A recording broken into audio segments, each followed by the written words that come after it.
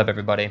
Welcome to the Matic Film Society. Today we're going to go ahead and be doing our first tutorial, and we're doing this because we got a lot of comments in our last video that people wanted to see how we did the color grading in the Mercedes spec ad that we just posted a few weeks ago. Learning color grading can be incredibly challenging and really frustrating because as soon as you actually start color grading, you're going to start getting bombarded with ads of creators and being sold their LUTs, being sold how to do this. And in some cases, a lot of those can actually be really beneficial to buy a LUT pack from a creator and to start developing and figuring out how they got their look.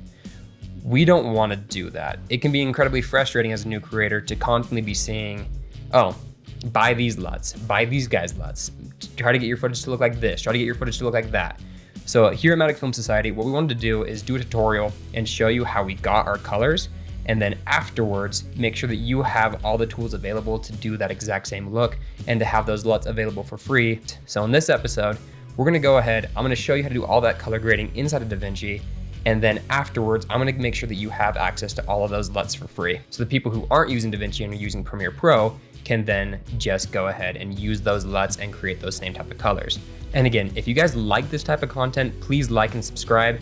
It really would help us to know what kind of content that we can put out there. We're gonna continue putting out some of our reels, putting out some of our work that we've done, asking for feedback and seeing what other people would like to see from us, and see maybe other things that we could potentially provide to you guys for free to help other creators to create. And after this video, honestly, I would love to see all the cool things that you guys can create with the LUTs that we've provided. So if you're able to go and use these and actually make some pretty cool looking imagery, I would love for you guys to send that over, and we'd love to make a video of the videos that you guys sent to us. So let's go ahead and hop over into DaVinci Resolve for my very first ever tutorial. So opening up DaVinci Resolve, everybody, this is my first tutorial ever, so hopefully it goes over pretty well. What we're gonna be doing today is creating this look that we created on our Mercedes-Benz that we just recently published.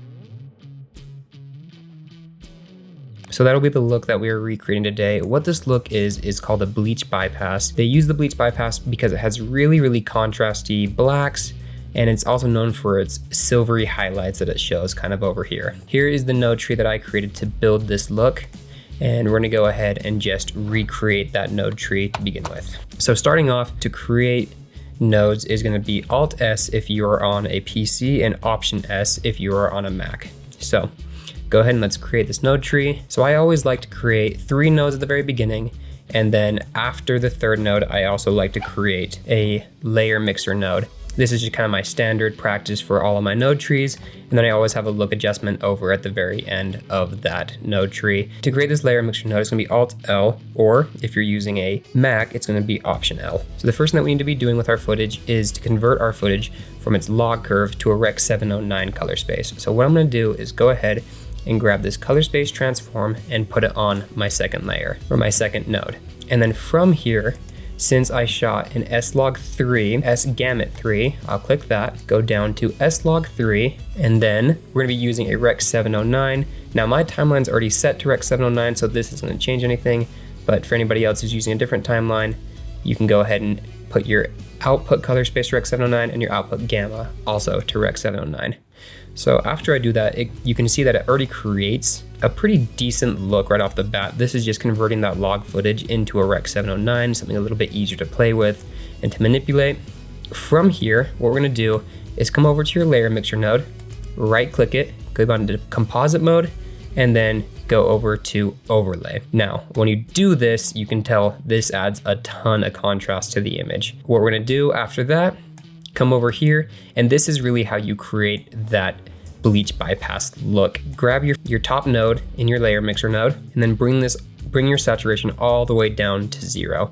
And when you do that, you can see that it already kind of creates those silver looking highlights and very, very contrasty, crunchy look. Now this bottom node here, you can use this to use for contrast. So if you pull down the contrast, you can see it actually takes away some of the saturation, and it does get rid of some of that crunch that you have in the darks. I'm gonna pull that back just a little bit, and the best practice when it comes to color grading is to always just push and pull. Push a little bit farther and then just pull it back to where you want it to be. So, all right, my first node right here, I'm gonna go ahead and use this as my exposure and also my white balance. So let's go ahead and hop into here, open up the waveform, and just try to play with everything and put things right where we want them to be. So in this image right here, I'm gonna go ahead and just raise up my lift just a hair, pull down my highlights just a little bit, maybe bring down my midtones just a little bit too.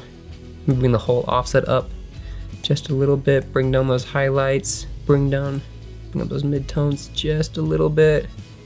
Okay, so that's looking really, really good to me. And also I'm gonna go ahead and do a little bit of white balance on here. So on my temperature, I'm gonna go ahead and just warm this image up just a little bit and then bring down the greens also just a little bit. Perfect. Okay, and again, same thing with everything. Always just kind of push and pull a little bit and then bring it back. So over here on my third node, I'm gonna mess around with the saturation a little bit. Let's go ahead and just boost the saturation up. I kind of like it right there. Maybe play around with the contrast. Maybe bring the contrast down just a little bit. Maybe play a little bit around with the color wheels. Do a little bit of blues, maybe some greens into those midtones. Perfect. Now from there, I'm gonna go ahead and do a final look adjustment over on my final node over here. And for that, I'm gonna go ahead and just use the curves down here below. What I'll do is I'll go ahead, grab these blues and just kind of push them right into the color that I want them, that kind of give it more of a teal look to me. And then same thing on its saturation. Maybe for this, I'll just boost that saturation just a little bit. And then over here on the hue versus hue also, I'm gonna go ahead and these oranges over here, I'm gonna go ahead and just try to get those right where I want them to be. A little bit more orange, less red. Then same thing with the saturation. I'm gonna go ahead, I can click on those and then just kind of boost up the saturation on those. I'm pretty happy with what we've gotten already. Again, super simple, very easy little process to create this look right here. So what I'm gonna do from here is just a couple extra steps that you can always add. I always like to just sharpen my image just a little bit. So again, that's this tab right here with the little eye drop. Go ahead, sharpen that up a little bit. And I also like to add a small little glow effect on my image. So if I come down here, add glow, put a glow right here.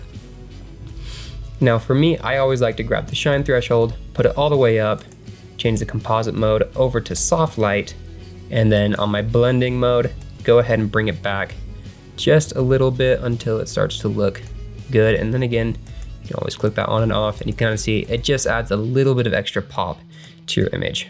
I'm gonna add just a little bit of film grain to get rid of some of that digital sharpness that we introduced while color grading. So add some film grain, and my favorite grain is just going to 35 millimeters, and I tend to just do the normal preset for the 35 millimeters.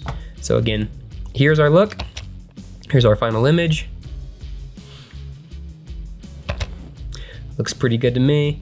Again, let's go ahead and just do a quick recap of everything that we did. So let's turn off all these layers. So starting off, we went ahead and we converted our log footage to Rec 709. From there, we went ahead and added our parallel nodes right here and our layer mixer node, and then desaturated the top layer and then added contrast or removed a little bit of contrast in the bottom layer. From there, we did our exposure and our white balance. So we fixed exposure, we fixed white balance over here. In the third node right here, we added some saturation, and then we finally did a look adjustment here on our seventh node to get the final colors that we were looking for and hoping for. Sharpened it up, gave it a little bit more pop with some glow, and then added a little bit of film grain to give us this final look right here with the Mercedes. And honestly, I think it turns out really, really well. I know a lot of people don't use DaVinci Resolve, so I created some LUTs from DaVinci Resolve from that actual color grade so that everybody has the ability to use this and also be able to go into Premiere and create very similar looks to that. So how you would actually normally do this. So over here in the basic correction, go down to your input LUT, go to custom, and then wherever you put those LUTs, so you can go ahead over here and find the conversion that you need, or you could find the actual straight conversion. So I'll show you both of them really quick. So in this case, I'm gonna go over here, I'm gonna look for S-Log3, Sony S-Log3 conversion to Rec 709. I'm gonna click that, press open, and as you can see, that's gonna go ahead and convert this over to the Rec 709 color space. Head down to the creative tab, and in creative look, go ahead, click custom, go to where you have the LUTs again, and up here you can look for the bleach bypass LUT. So what this is gonna do is do that same thing that we were doing in DaVinci with the layer mixer node, but using it as a LUT instead, which will then give you the look of the bleach bypass look. And then from there, you can go back into your basics, You can increase shadows, you can decrease some of the contrast, increase some of the highlights, whatever you need to do to feel like you want to create the look for yourself. So that is one way to use these LUTs. That'll be a much more effective way than just slapping on LUTs wherever you want to try to create a look, basically. So the other way to do it is I also did create a Sony Rec 709 2 bleach bypass look. So if you go ahead, again, open up browse, come over here, looking over here, Sony S-Log 3 bleach bypass. So if you click that, that is the conversion LUT plus the bleach bypass LUT already applied. And if you open that up, again, you can see it just automatically creates that look right off the bat. There will be some adjustments that you'll have to make over here, obviously, shadows, highlights, contrast, and stuff like that, but that will already give you the bleach bypass look that is associated with that LUT. So that's how all these LUTs work. Again, you can browse over here. As you can see, I have a whole bunch of different looks that you can go ahead and use and try out. These are supposed to be templates and they're supposed to help you get to a point. They are not supposed to be final looks. They're not supposed to be finalized anything. You simply put these on so that you can start making your adjustments. All of these are conversions over into specific looks. So let's go ahead and try this one really quick. Let's do the Sony S-Log 3 film print warm. So let's go ahead and click that one open. So again, this is just kind of more of a filmic print. There's gonna be plenty of stuff that you need to do after the fact once you actually go ahead and apply this LUT, but this is kind of a warmer LUT for a film print that you could potentially use. Again, I think it's maybe a little bit too warm. After you apply that LUT, you could always bring it back just a little bit. Some of these oranges are kind of awkward, so you just have to tweak those away. But they do give you good looks, and they do give you the opportunity to go ahead and play around with some of the colors and use things that actually are conversion LUTs versus just somebody's look LUT. So again, just go ahead, using the basic color, basic correction, and the input LUT, and the creative tab, you can create a lot of different looks. Everybody, again, I hope you really enjoyed the tutorial. I hope you enjoyed the content that we're putting out there. And we're gonna try to keep putting out more and more free content and trying to help other people. Again, we are learning how to do this and we want other people to be learning along with us. We love watching people progress in their journey of filmmaking and being a creator. So again, just go out there, create, do what you like. So everybody, please subscribe. It allows us to know what people are liking, what people enjoy, what kind of content we can then bring out and bring to you guys. And it will also help us know what other things that we can do in order to help other people along their way to becoming creators.